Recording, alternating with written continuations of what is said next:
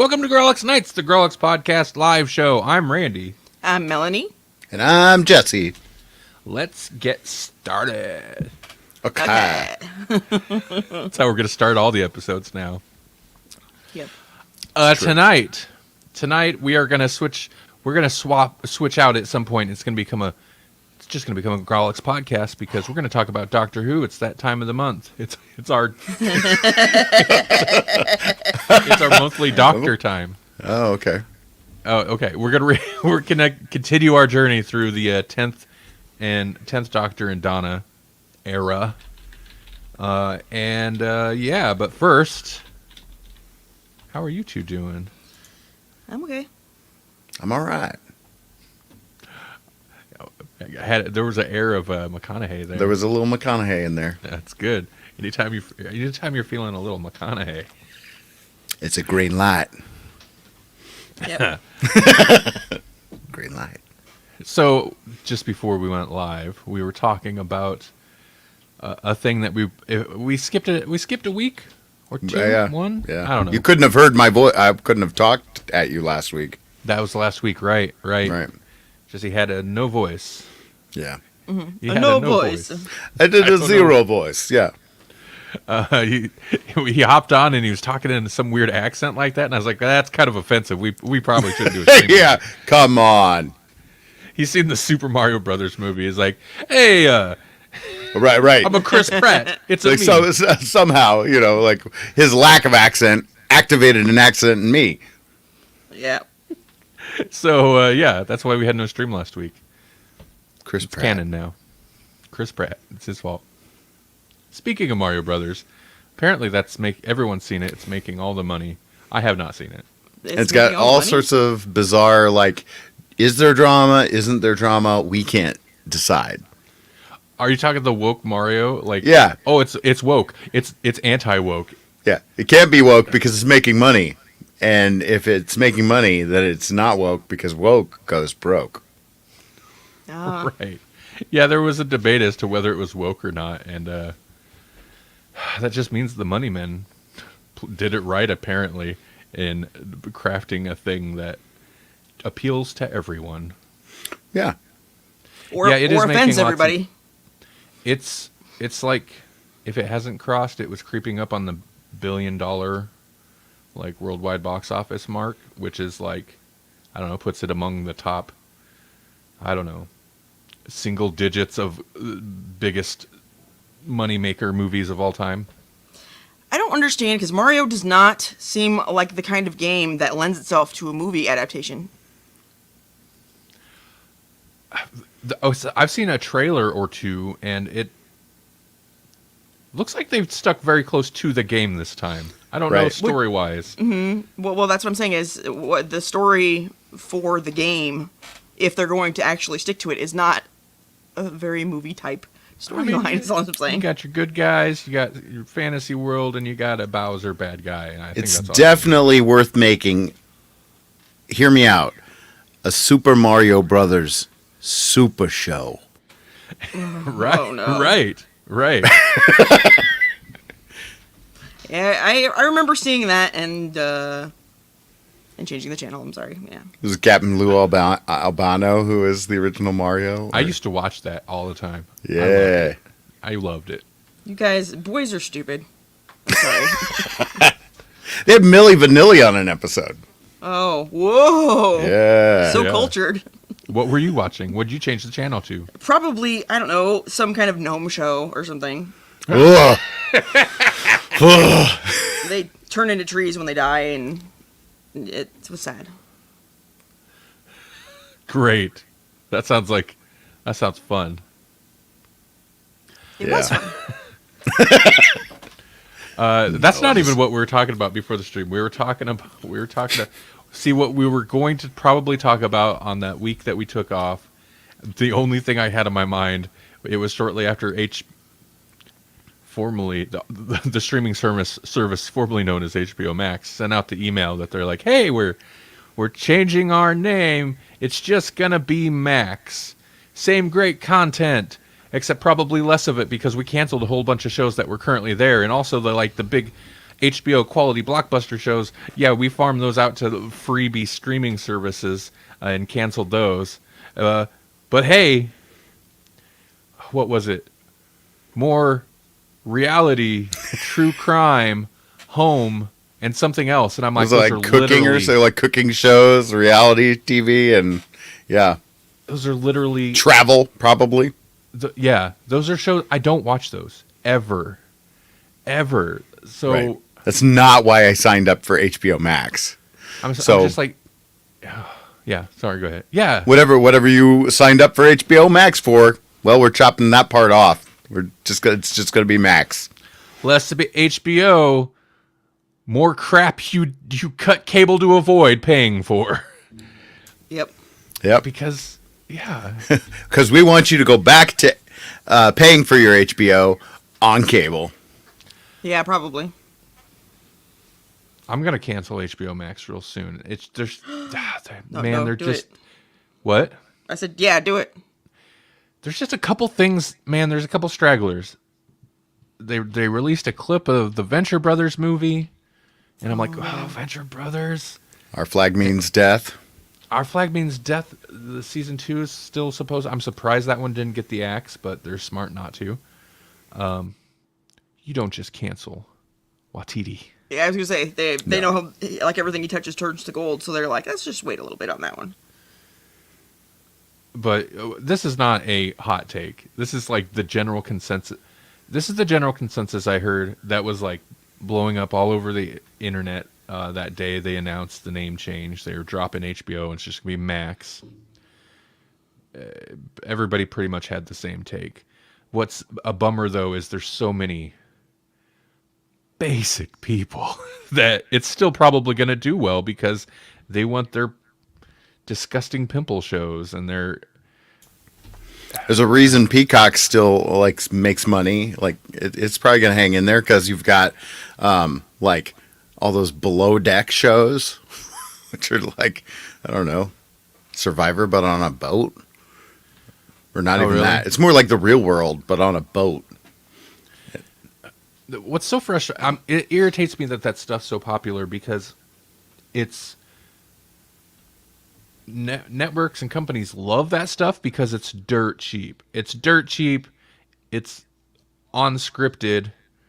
So it's so much cheaper than like what they used to call prestige television, which would be the HBO shows, and it's like, yeah, man, that's not why we paid for HBO Max. That reminds me of a conversation I had online not long ago, and people were talking about who's overpaid, and I'm like, actors and actresses are freaking overpaid, and they were like, no, they're not, because if they're bringing people there, then they deserve the money, and I'm like, or you could just pay everyone like a normal amount, and prices could be cheaper, and everybody could go to the movies a lot more, and you'd still make a lot of money, and where people would have a chance, instead of the same like 5 people for a decade, and then you switch them out, you know what I mean? Right. The same 5 people for a decade. Yeah. Well, Bruce Willis, Tom Cruise, Arnold Schwarzenegger, Sylvester right. There were, Stallone. I mean, like They dominated for there really a solid were. decade. There were some people who stuck around a lot longer than they probably, should have. Mm-hmm. Right. Steven Seagal had a career. At all. Oh, there's so many good videos about him on YouTube. He seems like a garbage person. Yeah, I think so. Well, Jean-Claude Van Damme can dance. He Right. can dance. He can dance, yeah. Anyway, yeah, whatever. That's disappointing. I've been Yeah. Just like Max. Not HBO Max, Max. Max. Yeah. Netflix is apparently going to be rolling out their password crackdown thing by the summer. They're not even gonna send you DVDs in the mail anymore. Oh, right. That's a big one. That was yesterday maybe? Yeah. They announced they're going to, which I'm surprised was still going, to be honest. Their DVD through the mail, like what they started doing, they were still doing. They're finally like closing that down, and people were upset because apparently there are a lot of movies because of like rights with streaming and stuff that Oh, yeah, aren't sure. available streaming, but they're on DVD, of course, because they were released on DVD, and like the rights thing was just different for physical media. And there's a bunch of stuff that you could get on DVD through there that you can't find streaming anywhere. So yeah, that's a bummer. I wonder what they do with all those DVDs. You're muted. Sorry, I said they'd make them into disco balls. Right, right. yeah. It's just a big old DVD arts and crafts center now over there. Everybody at Netflix watches actual movies. Right. Like, we were going to have a meeting, but we ordered pizza. So you stay late, and then we're going to watch this movie. I tell you what, I'm a little irritated that, I mean, technically Blu-rays were like the last somewhat moderately adopted physical media, but like, not really. Really, DVD's still king. It's bizarre. I'm so annoyed by it. I'm so annoyed by that. Because there's things I still want. Like, I've been watching some Zatoichi on YouTube because, like, there was a TV series in the 70s, and it's really good, but you can't get it anywhere. Luckily, there's people that keep it alive on YouTube. They just upload full episodes, and apparently nobody cares. But point is, man, I mean, they're not cheap either, but you can get a collection of the movies. Like, there's just certain things that I was like, Zatoichi, like anything, all of it. I do want that. I don't want that in a streaming service. So it'll hop around between, oh, it's over here, it's over there, it's over there. You got to find a shady version on Archive or You got a YouTube. bad aspect ratio version on Tubi or something. Ooh, yeah. That's so annoying to me.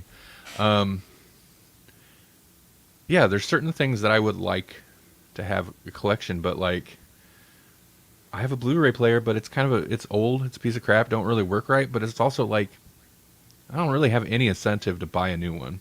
Right. Like, I have a fairly small Blu-ray collection because physical media was pretty much dead by the time I got to that. So I still have tons of DVDs, but And they don't even try anymore. They don't try to make it special. They're not like, oh, here's your Right. commentary track, hardly.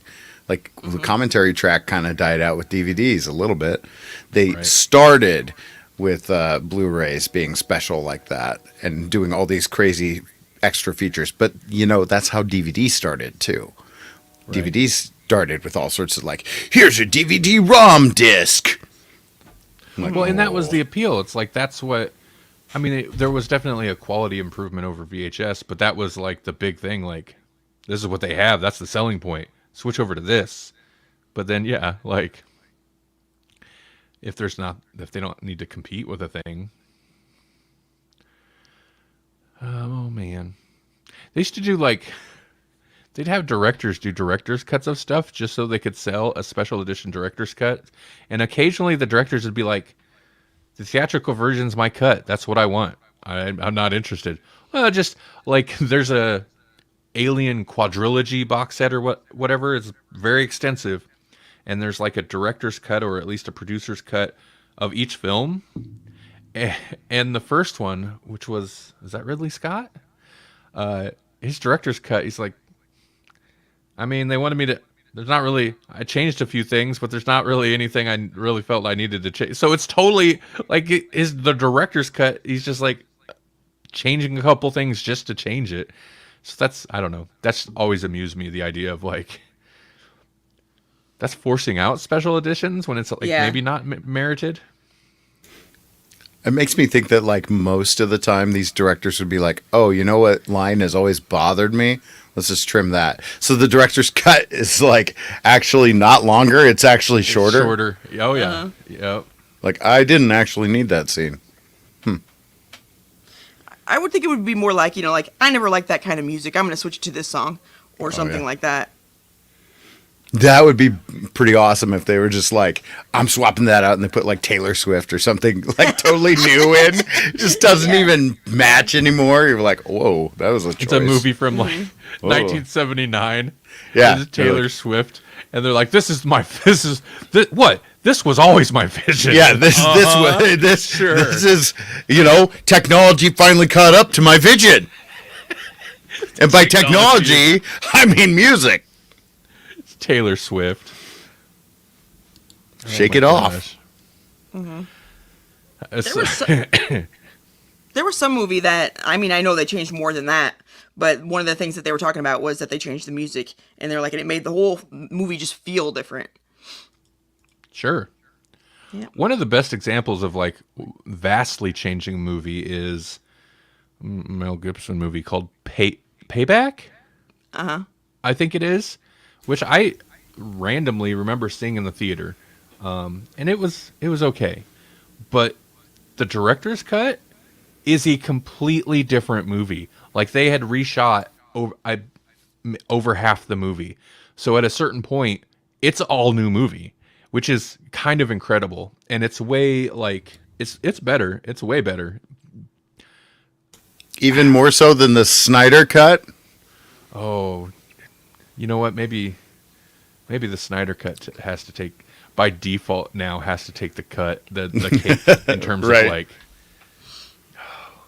Because no one has ever like almost doubled the movie with the director's cut. That's true. And spent That's like true. a ridiculous new budget. Yeah, the new, but that's the new, like I think reshoots for a director's cut, I think that's unheard of. That generally doesn't happen. I don't think ever.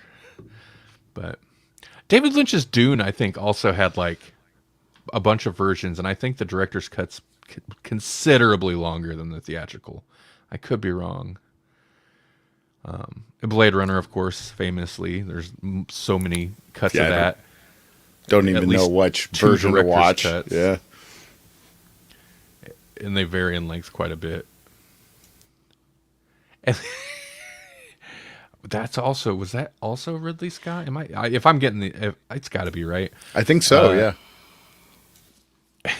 He added like the final cuts got some of it has like this dream sequence that's literally like stuff footage he shot for, is it Legend or something like that? It's got a unicorn or something, and it's just like, okay, yeah, the unicorn, that was your original vision, huh? That thing you shot for another movie? Okay. Yeah. Sure. I guess there was like a origami unicorn, right? Right. That's probably why, though. Like, that seems like an idea that came to him much later. But there's the origami unicorn, yeah, because they have the one character that does origami, and so I suppose the dream ties into that. But Living the dream. anyhow, anything you guys want to mention before we dive into Doctor Who? No. Oh, that's true. Because if we talk about Doctor Who, you know what happens. All right. Well, here we go. Wait. I'm Randy, and in the future, all director's cuts will require reshoots. I don't know. We can't reference the stuff that's going to get cut out. You know what? Oh, I'm totally going to reference that stuff. All right. I'm Randy. In the future, we're going to begin every episode with references to material that was cut out of the final episode. That's the true director's cut. And I'm Jesse, and in the future, you'll be able to get only director's cuts mailed to you in DVD form through a service that I like to call Flitsnick. Nice. Rolls right off the tongue. Yeah. Melanie? In the future, I'll remember that I need to make up some in the futures before the episode starts. So. In the future, no, I will just continue to spring this on you because this is the nature of in the future. That is This is how it's always been and how it always will be. Yeah, the future It sucks. will never change.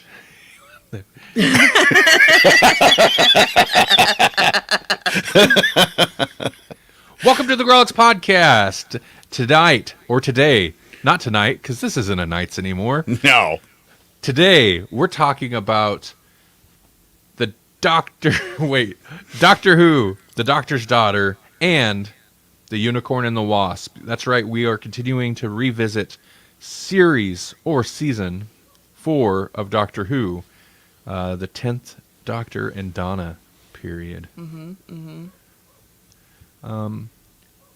Yeah, let's do it. Yeah, let's do. Yeah, let's do it. Let's get started. Yeah. Why do I keep doing that? Why do I keep starting episodes like that? I blame Pedro Pascal. Me too. He's just too great. Okay, so No. the Doctor's Daughter. This is the 6th episode of the 4th series. So this would be the 7th that we covered because we also covered Runaway Bride. Runaway Bride. Yeah. Okay. I mean, we've covered. Okay. Yes. What was that? That was exceptionally weird because your video froze when the sound came through for me. Oh. So, like, for a second, I was like, did my brain break? I don't know. Hope not. Eee. Okay, this episode, the Doctor's Donna. The Doctor's Daughter. Man, we are so good. It was, we're not out of practice on this at all. You know, we just did a solid 20 minute recording or stream, and then this happens. Right. And we lost our viewer. Oh. Dang. They were only here for a couple minutes. They're like, we're going to talk about old TV? Nah. Set on the planet Mesaline, the episode features Georgia Moffat as Jenny, the clone daughter of the series protagonist. This is from Wikipedia, by the way, if you can't tell, because they're explaining who the Doctor is.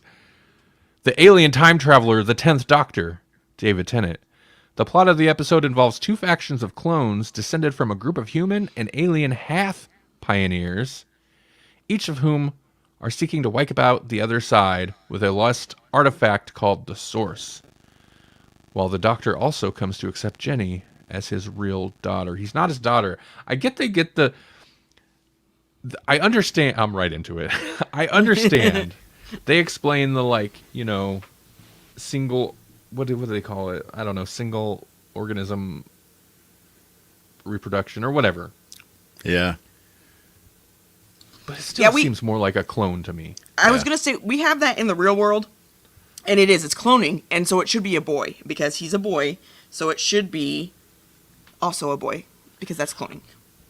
I'll even give, Time Lord, and we discussed this while we were watching the episode, Melanie and I did, but I'll even give, Time Lord DNA is a little weird, so maybe it cloned, and it's just well, I'm a Time Lord, I'm going to do whatever I want. All right. You're now this blonde woman with drawn on eyebrows. I'm Lola Ward. Maybe Doctor Who started off as a blonde woman, and that's why he's only the Doctor, because they don't need to know his name. He's a doctor, and that's enough. You're right. You're right. It's enough for Martha Jones. Yeah. It's enough for you. That's very worth mentioning is Martha's still hanging on. Hey, Maddie D! You showed up at the perfect time. Yeah. You didn't miss anything. We just rambled and we just started. Although you did miss the in the future segment. We did it. We did it, Maddie D. But we just started what will be a Grawlix podcast episode because we're talking about the Doctor's Daughter and the Wasp, the Unicorn and the Wasp from 10th and Donna era. So good timing. Yep. In the future.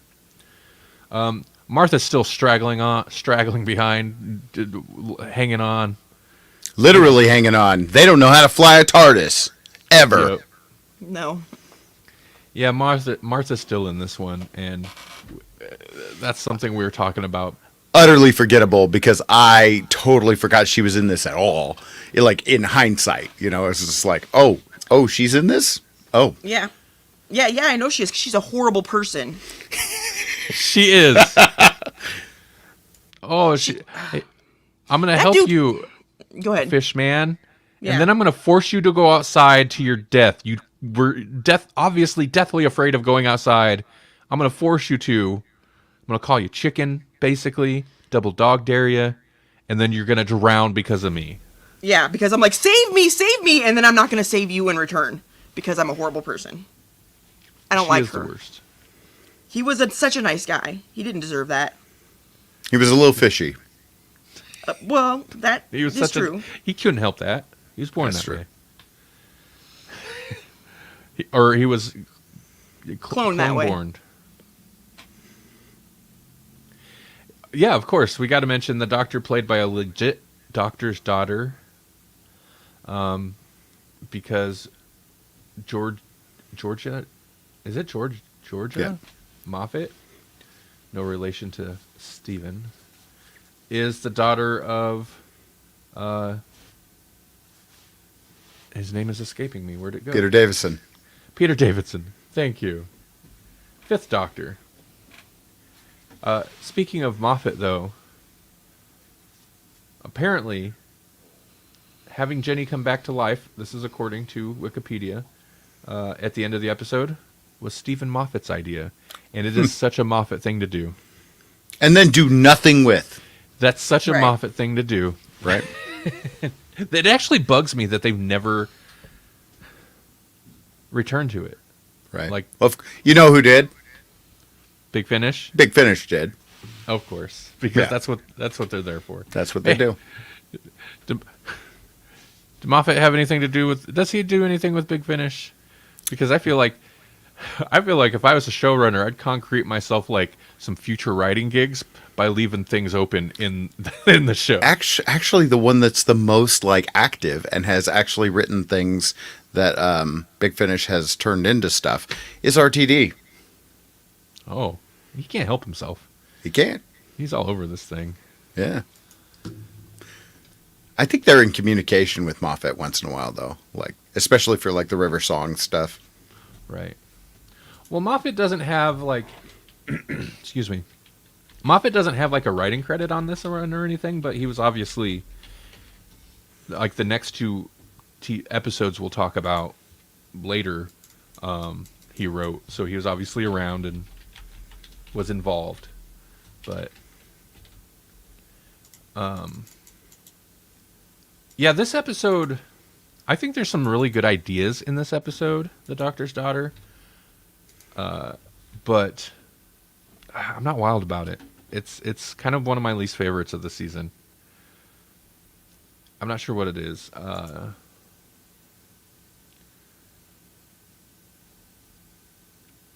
You don't think it's maybe like the fact that they just throw the conceit of the whole episode in the very first 5 seconds they get off of the TARDIS? It is very like rushed. Yeah. It feels... I'm trying to think of... It's just like we throw a bunch of ideas in there, but the actual like execution of the stuff that's happening. And I appreciate a classic Doctor Who style running through corridors episode, but like it's just kind of a lot of not much going on, and the scenery barely changes. Like the numbers change above the door Right. frames. That's about it. Yeah. Plot And that's a devices. weird, like, escape roomy type of, like, thing. Like, hey, let's, this is the obstacle. And besides that, I wouldn't be like, oh, it's, the numbers are a date, and every day they build a new floor. But why would you think that? It takes usually a lot longer than that to build a floor, first of all. Right. But, But not a human. 5 seconds. The 7 days thing. So I like that. Again, lots of interesting ideas. The twist that like these generations of soldiers, countless generations of soldiers, they're just clone each other and then, or not even, they're not really clones of each other, but whatever. And then keep fighting. This has all been taking place over the span of just 7 days, which is like a wild concept and it's kind of interesting, except for like the older guy who's like, I've been my whole life, I've been working for years doing that. Like, why is he old? Did he come out old?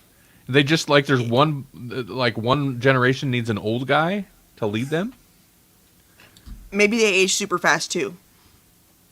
They'd They're have all- to. They're like the moon clones, you know. They're good for 6 months, and then you toss them out, start a new one.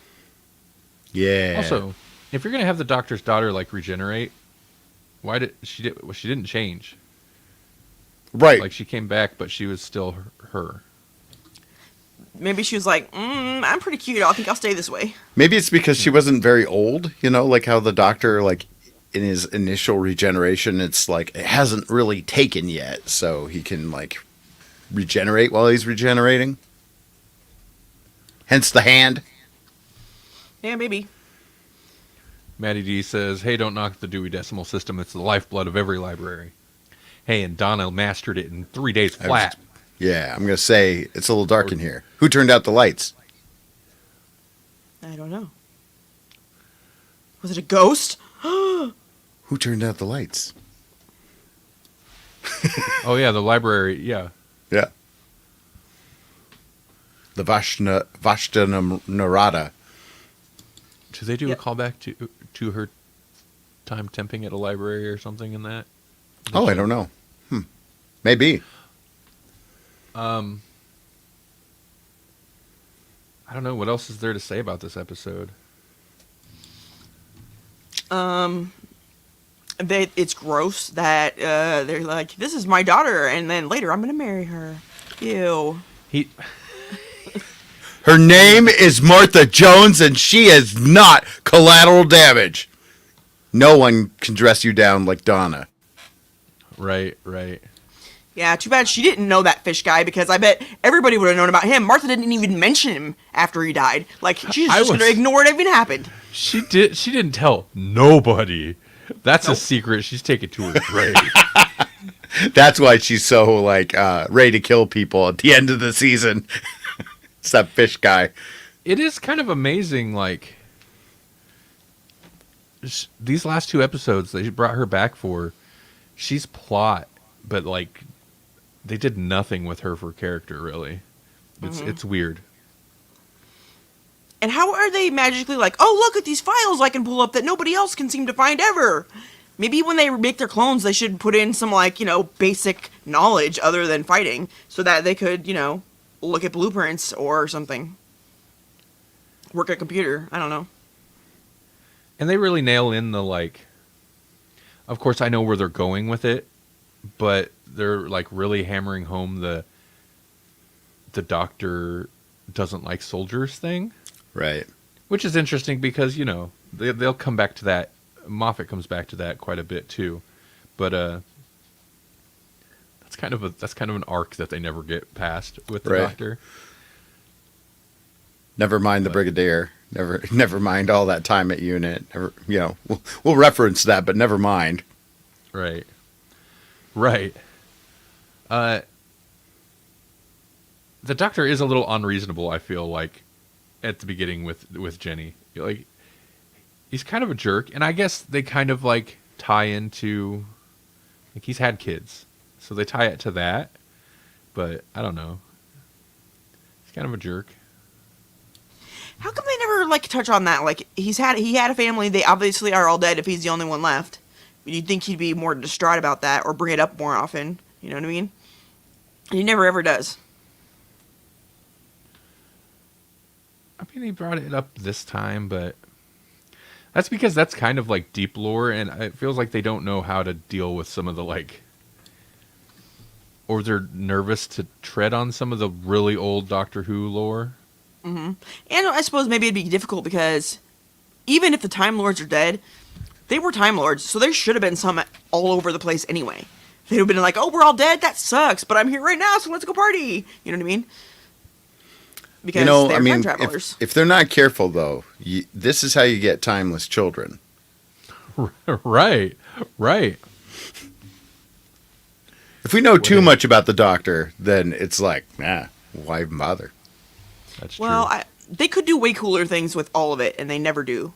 You know what I mean?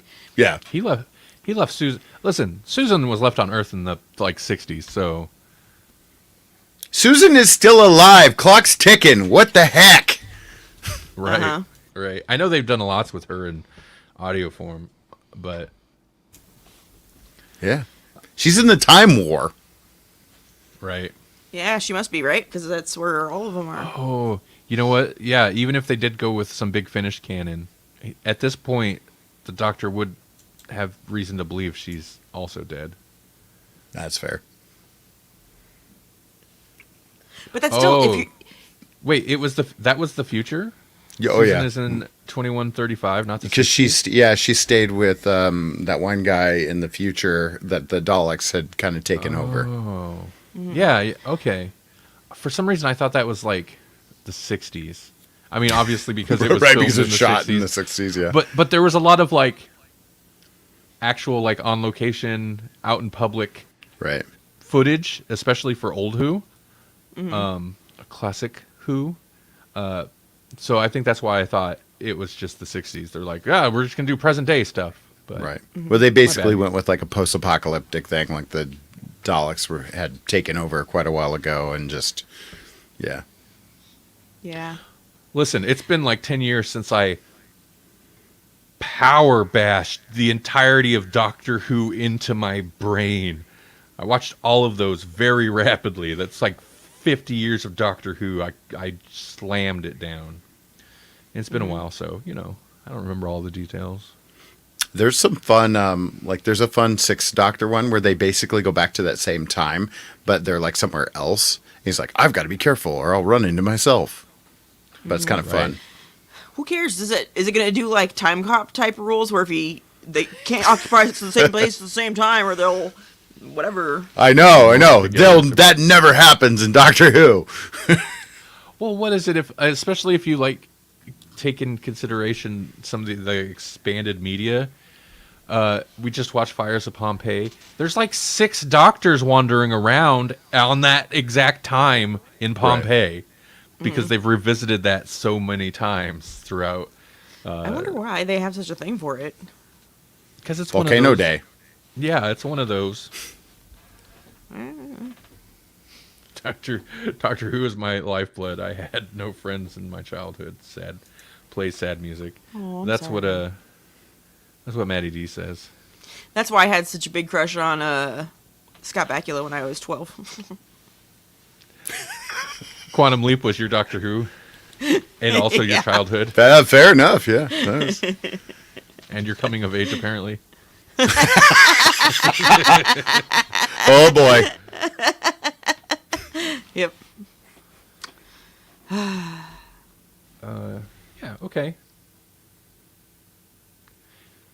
We had more to say stemming from this episode than I expected. Yeah, I'm not wild about it. But, you know what episode I actually... What? Sorry, Matty D said that's why it looked like Scott Bakula when I was 15.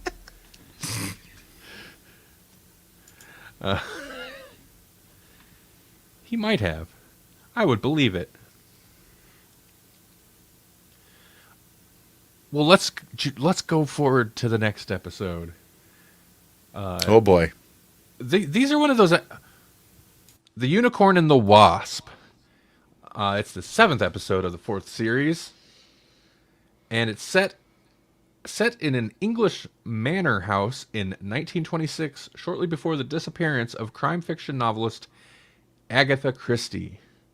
The episode is a murder mystery storyline where a shape-shifting giant wasp, in disguise as one, murders the other guests using methods similar to those in the novels of Christie, who is also a guest. This is, for me, this is the kind of... Oh, Rogue One actress? Really? Okay. This is the kind of story that could go so wrong, where it's like historical figure. It's from start to finish an intentionally quirky comedy. It's goofy, but I find it delightful. It's okay. They're like, Agatha Christie mystery. Oh, and I'm like, or she just ran away because she was pissed off because of her husband. You know, whatever. Right, but I mean, you know, there's a real life Agatha Christie famous author, and there's a real life like missing period in which she showed back up and claimed to have no memory of the period of which she was missing and whatever. Like that's prime territory to jump in with some ridiculous fiction. Yeah. I don't know that I would have chosen giant werewasp. Yeah. But Right. maybe a wasp was an intentional also further gag, given there's a lot of like. Yeah, who upper wrote this class now? I feel like there is some bizarre stuff in this. Oh, this is that Graham Harper? Oh, Gareth Roberts. Gotcha. Gareth Roberts. Oh, and Moffat's on this. Gareth Roberts. The writing in this is so good, it's disappointing that he's kind of a garbage person, but we don't really have to jump into that on the show. We talked about it off mic a little bit.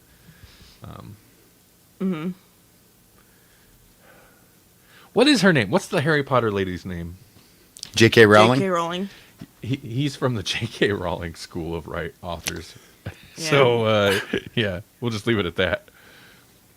Well, all the best authors are, problematic. A lot of them are drunks, but, Right. genius makes you tortured, right?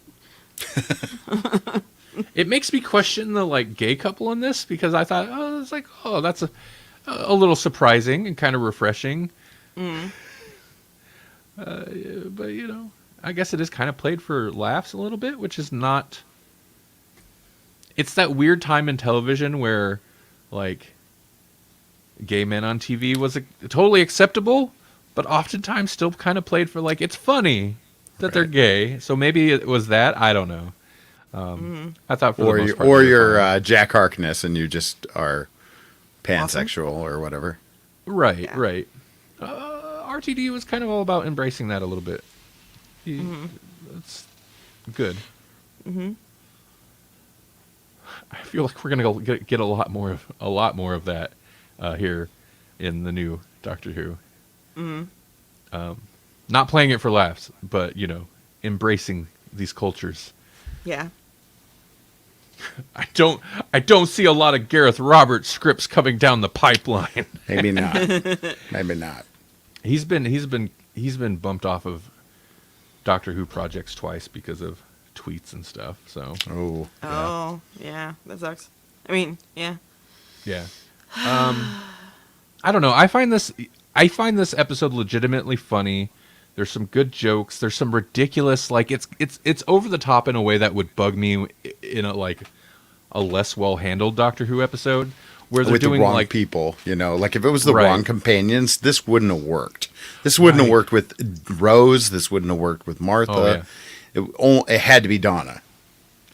Well, there's a giant bee who attacks people, but then like instead of like Wasp stabbing them, opts to use a pipe because of this weird mental connection with the stories of Agatha Christie's. Like it's Yeah. nonsense It and is. it's wacky.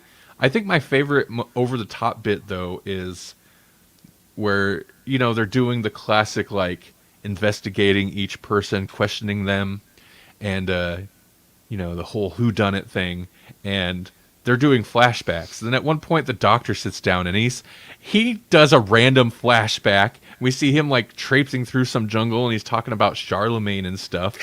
And Agatha Christie's like, "What are you talking about?" There's a lot of name dropping in this episode too. Yeah. Like he just Yeah. is all about how cool he is in this episode. Right.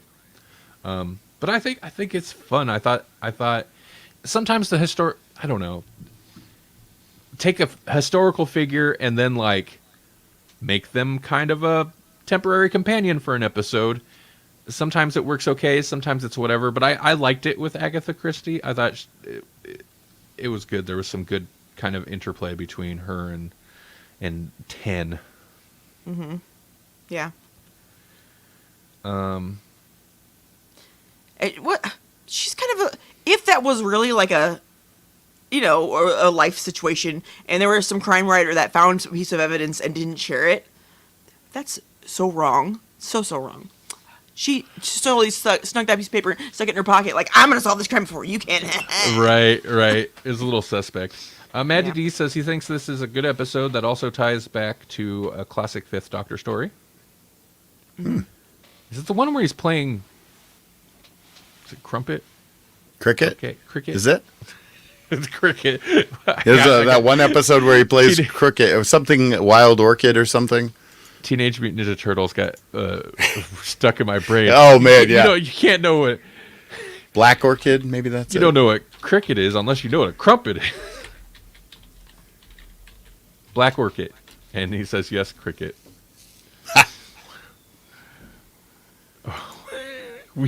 Listen. I don't know gits about Doctor Who anymore. It's fine, or British, anything. Yeah. Maddie also says there's a really good Netflix movie that goes well with this episode about Agatha Christie. Agatha and the Truth of Murder really ties into the Agatha lore. Okay. I should like her more. I used to have like a whole series of Agatha Christie stuff, or not series, but like I had like a set of Agatha Christie books. But mystery has never really been my thing. I like sci-fi and horror. While researching this, while watching the episode a little bit, which generally I don't do, but I did look up some stuff about her. She wrote, the name escapes me now, like the longest running consecutive play, definitely the longest for like the West End over there, where whatever, but like one of the like longest running plays ever. And with the exception, like it from 65 or so, 1965, somewhere around there, it's gone consecutively to present with the exception of some COVID time, of course. Yep. But like they were, according to Wikipedia, when I was looking at it, they were at over 28,000 performances of this play, something like that. So Yeah. Yeah, I remember reading that too. Or yeah. Oh, can you confirm for me, as it's been a while, did the psychic paper work on her? I don't think I don't think they showed. I don't think she happened to be around. I don't know. She wasn't when he first used it. If he might have used it a second time, but the first time he used it, she wasn't there yet. He only used it on the couple that lived there to say, "Here's my invitation." And then she came in last. Agatha Christie did, or close to last, at least. So he had already done that before she got there. And if they used it again, maybe after the murders, I don't know. I don't remember if he used it or not. Then to say he was somebody else, I don't really remember. You think it's because they stare at so much paper that writers don't buy it? Yeah, Mighty said, Mighty Maddie, Mighty Matty. Mighty Matt Downs. He said if it didn't, he finds it interesting that psychic paper doesn't work on writers, a la Shakespeare Code. Yeah, once in a while they do that, and I think it's just like intelligent, like super intelligent people, or I don't know, Well, that maybe. really should be the opposite because, well, I mean, I don't know if that's true, but smarter people are easier to hypnotize than lesser intelligent people. Like but- Mickey Mouse. I guess it's psychic and hypnotizing are not necessarily the same thing, so maybe that's how it works. I don't know. There's that whole scene where he's poisoned and they've got to do the ridiculous Oh, that's stuff to like yeah. counteract the poison kind of thing, and they're like, one word. How is Harvey Wallbanger one word? Yeah. Yeah, I don't know how I feel about that whole scene. Like it's humorous. Well, it's interesting because it like throws this new thing on the Doctor, all for the sake of a gag, basically. Just Yeah. throwing junk into the Doctor's mouth, and then I'll give you a shock. Yeah. It was odd, just because I don't think we've ever seen him do anything like that. Besides that, have we? Salt is too salty. Yeah. Yeah, the anchovies. Salt is too salty because it does. In science, anything can kill you if you have enough of it, but you have to have just the right amount. So salt could be too salty. You just need a little bit, not that much. We have One more. formaldehyde in our blood. I'm sorry. One more, like, this was amusing. It was dumb, but also kind of amusing. The Doctor, it would have had to be intentionally, like, when it's time for him to, like, point the finger, he keeps pointing at, and you! And they're like, so-and-so killed them? No. And then he'd have something to say Right. about them. just around the room at everybody, including like himself, and Donna, and Right. Anyway, I like the bit when the old guy confessed to not being wheelchair bound. And they're like, "Oh, I was going to say you were innocent, but whatever." yeah, it's a good comedy episode, I think. Oh yeah. Plays well on tropes, Right. Yeah. It's it's not an interesting pairing with the doctor's daughter. It's just interesting in my mind, because this is maybe a highlight in that it's so unique, maybe, and just a pleasant surprise in the middle of the season. Like a palate cleanser almost type of episode. Yeah. Coming after the doctor's daughter, which is just kind of bland and forgettable, and And a two-parter, which was the Santarans returning. right, which I don't really care for either. So this season, I was like, this is a great season. The Donna season might be like the best. I could give or take half of it. Well, no, I know. Like, that's the thing, is like they're a good pairing, but are the episodes all that good? And it's a shorter season than I remembered. It's like there's only a couple more episodes left, and some of them are really good, and then we're done. Oh, Maddie D says that scene with the salt was a callback to the goofiness of Jones and Smith with the MRI and radiation. Okay. Yeah. Anything else about this episode? I can't think of. Nope. It was amazing. Wait. What? It was okay. Let's not get to that yet. Well, let's not get carried away with how good it is. That's a nice segue, but we're still in Grawlix podcast. We got to hop out tonight before we get it truly amazing. And we need to talk about what we're going to do for the next installment of our trip through Ten and Donna Land. I'm super excited for the next pair of episodes, but at some point we should throw in some comics and maybe some audio drama. And I still don't know where we should do that in the lineup. Should we do that next? I think, I think that at least one of these audio dramas would be a good fit for, like, before they get into some of that. Like, what's next in our lineup? It's the Vasha no Murata's got to be coming up. It's Silence in the Library. It's that two-parter, Silence in the Library and Forest of the Dead. Okay. Which is, in my opinion, a great double. I'm so glad it's working out. Even though the Santaran episodes are so, I'm glad that we happened to like hit it so it's working out so that the two parters are pairing together. Yeah.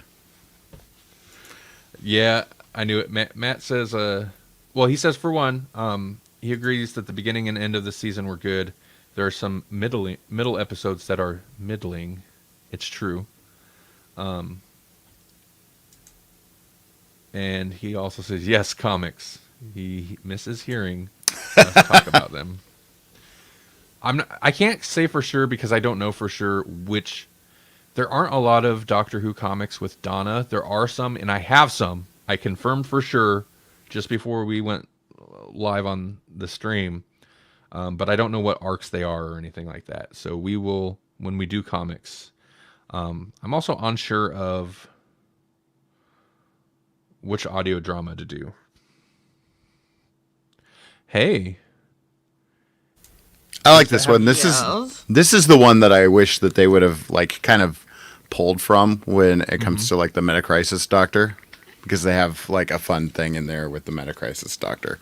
Is that with does that have Martha in it, or does that have maybe, or is that one of the weird?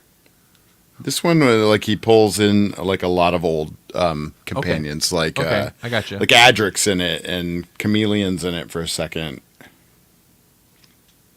Yeah. Matt says I have some IDW if you need a reference and some Titans. Oh yeah, Martha's in it. I don't know if Donna's in it. I know Martha was in a bunch, and then Donna comes in after Martha in whatever that time period of IDW comics.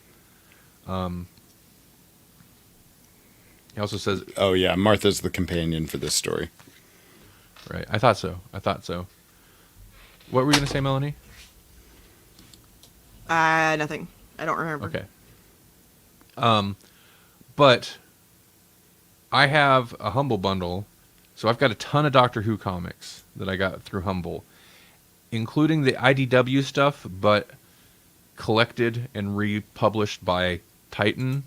So that's why, like, nailing down which arcs are in what collection is kind of tricky for me. But I did find, like, the 10th Doctor Omnibus, the 10th Doctor Archives Omnibus Volume 2, I think, is where the Donna IDW stuff starts. I mean, I mean, obviously, we should probably do like the 10th Doctor and Donna Noble stuff, but Donna Noble actually has her own series on Big Finish. Right. Okay. So we could do something with that too, but I think it probably makes more sense to do a 10 and Donna thing. Yeah. When do they start? When does this season start? Midnight. Probably at 12. No, I'm just looking at. I'm looking forward. Okay, so after Forest of the Dead, Silence of the Library is midnight and turn left. Oh, midnight's the one on the bus where Donna's kind of out of commission. She's on vacation that episode. Oh, I thought that was like one title, Midnight and Turn Left. I'm like, that's a good title. I bet Gaiman wrote it, but never mind. Turn Left No. would be a good time to do some audio too if we needed another like good place to plug audio. Like before or after? After? Maybe after is Okay. it the second one? Like Oh, right. just because that one's so homebound, and so like a lot of these things are kind of they revolve around who they can get for like the guest people on Big Finish. So you've got I've got at least one that's got Wilfred and the gal who plays Donna's mom. Okay. So looking forward, here's how I think the TV episodes break down. We've got the library two-parter, midnight, and wait, why does this have them in weird order? Midnight and Turn Left. I'm so excited for Turn Left. And then the Stolen Earth. Oh, And and so that's Journey's basically the End. end. Yeah. Yeah. Right, yeah. So, I mean, everything's paired up perfectly for TV episodes for coming up installments. But that gives us, yeah, we can insert stuff between those. And as long as we hit it before, I suppose, Stolen Earth and Journey's End, right? Yeah. Unless stuff comes... whatever. It doesn't matter. We can do whatever we want. So next, like, here are some options. Like, I think I've got the perfect one to follow up Turn Left, but we've got another one that involves the Jadoon that takes place in beautiful underwater city. That would be, yeah, that'd be great. Or there's a historical one about the creeping death in London. So it'd be another historical. Or I want to say the first box set, though, was like pretty connected. Whereas the third box set is all like one-offs. Okay.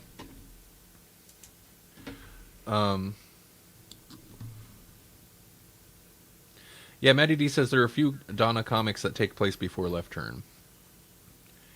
So let's We'll do that. figure it out. We'll do. Yeah, because the audience loves listening to us sit here and talk and try to figure stuff out.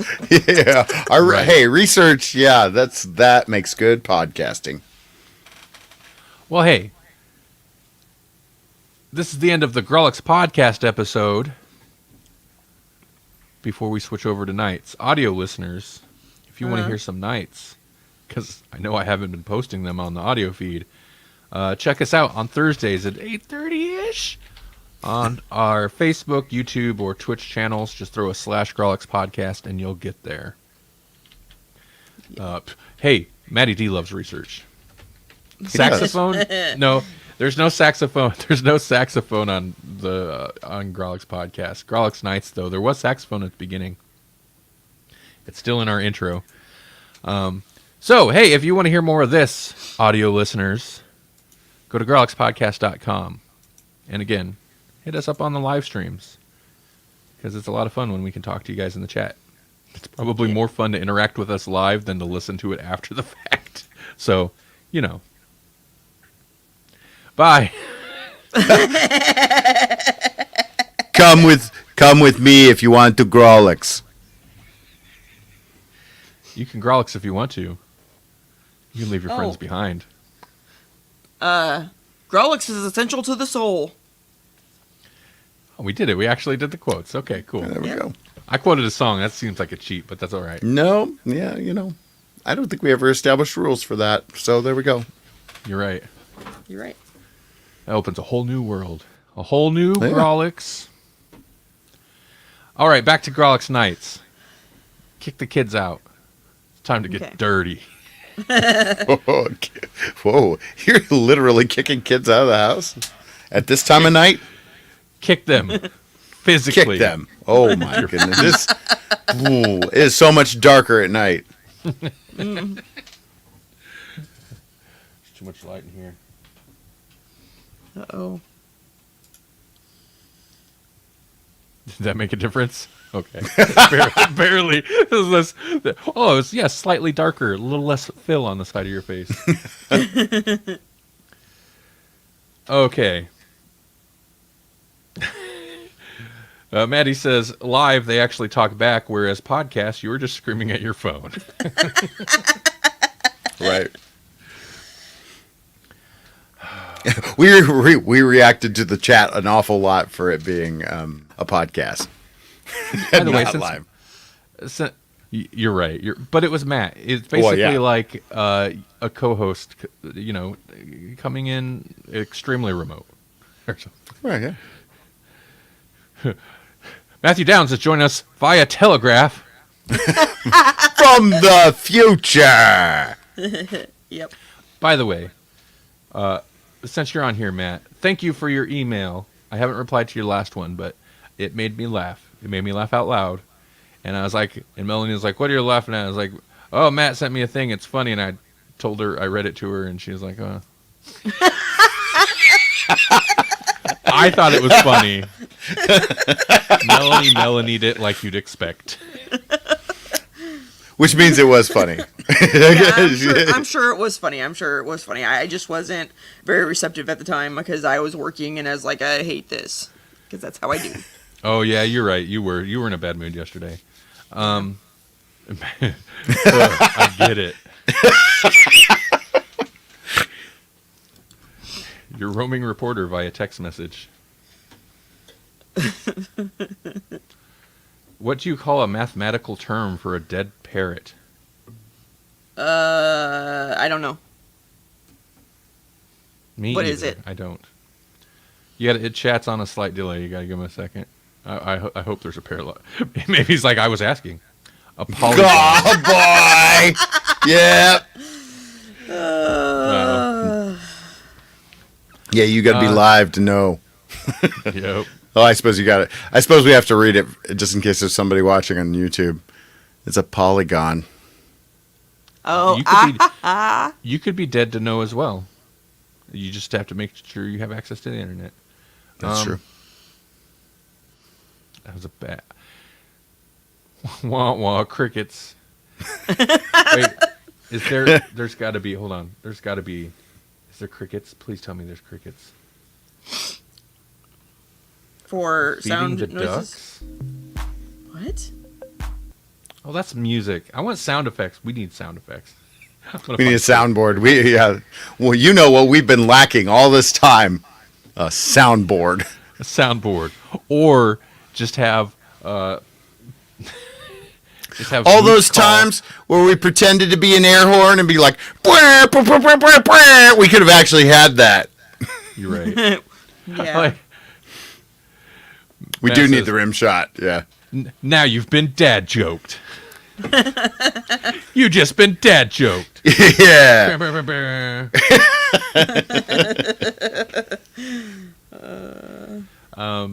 All right, yeah, we don't really have anything else specific to say, which is amazing. Amazing. We have lots of things to say most of the Oh. time. It's Yeah, so you- amazing. You know what else is amazing? What? Gene transfer.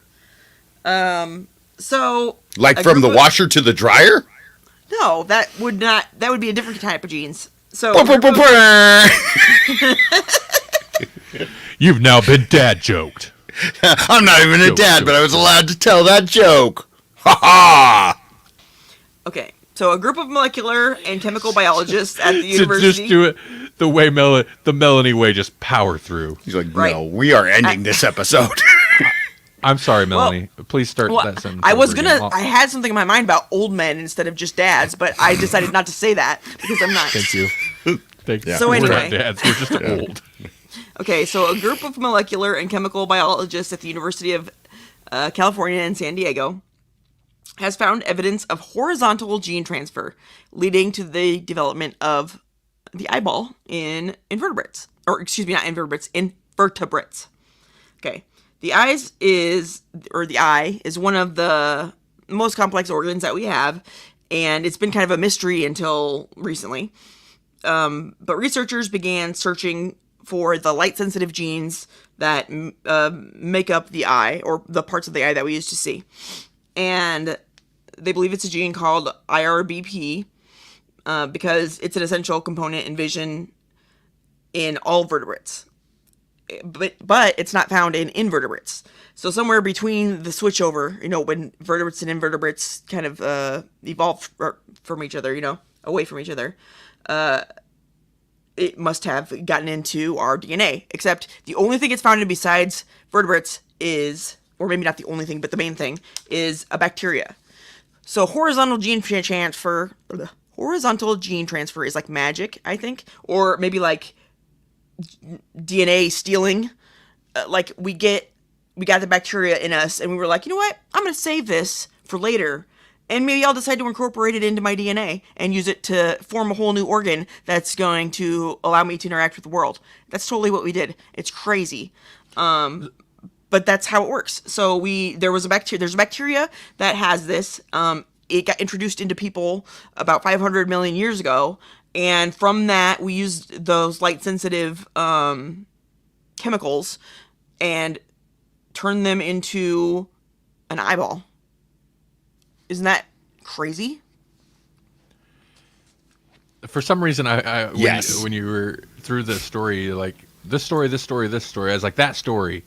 And for some reason, I'm like, because I want frog eyes. It didn't necessarily come from frogs, huh? No, it didn't come from frogs. It came from bacteria. But that was the thing. It's like that story about how women sometimes have men's DNA stored in their brains, which is also nuts to me. How and why do we just like, I'm going to save this stuff for later. Maybe I'll use it. How do we decide? How do our bodies decide to incorporate that into the DNA that we pass on? They didn't decide. They're just hoarders. They are their DNA That's hoarders. true. That's true. Meanwhile, I'm I'm sure. here like, the joke's on you, body. DNA ain't going nowhere. I'm keeping all of it. Even the weird DNA. ones. It's here. Yeah. Actually, if anybody was a hoarder, it would have to be the women, because the Y gene has been getting smaller and smaller and smaller over time. You guys are about to disappear. Sorry. It's all the soy, isn't it? Probably. All the soy No, boys. Yeah. All those soy boys. I'm just kidding. Why The Last Man? Yep. Right. Comics!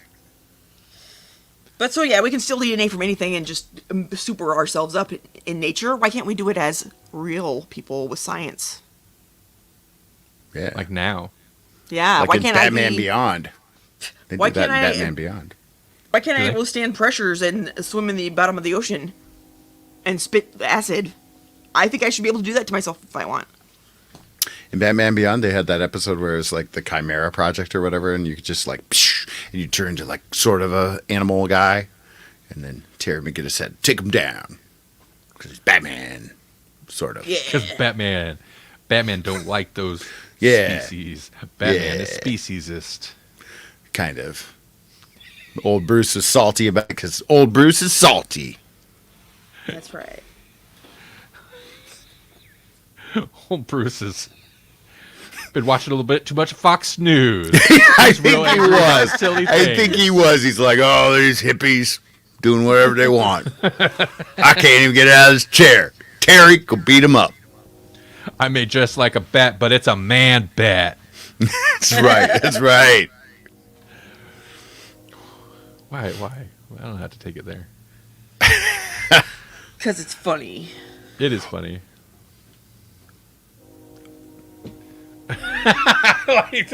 That's to just Yeah, I just do that to Matty D's stuff now. Just like, oh, zinger. oh yeah. So Matt says so politicians are invertebrates because they have no backbone. You've been dad joked. Dad joke. Who needs a soundboard? Not us. We're just gonna sound real cool doing it with our own voices. This is cool stuff, isn't it? Definitely cool. Why is it we keep Not correcting old guy. Not old guy at all. Gen Xers? By the way, Maddie G, Yeah. we were talking. When did Gen Xers become dumb and less edgy? We were about being edgelords. Where'd that happen? Where'd that go? You're just they're tired now. yeah, that's true. Yeah, We're all about sort of punk rock. Yeah, but it's after 9 p.m., so... Yeah, that's true. The edgelord's gone to bed. Yeah. This edgelord's got to get up for work. All right. Speaking of, Oh, we should probably wrap this up, I guess. Fun episode. It'll hit the podcast feed someday, and so non-committal on everything.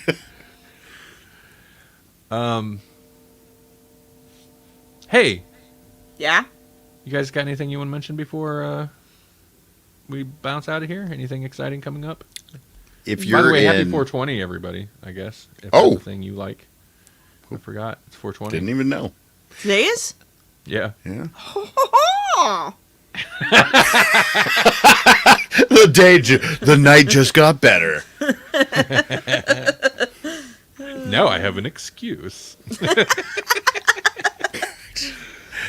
I will be in Lincoln this weekend.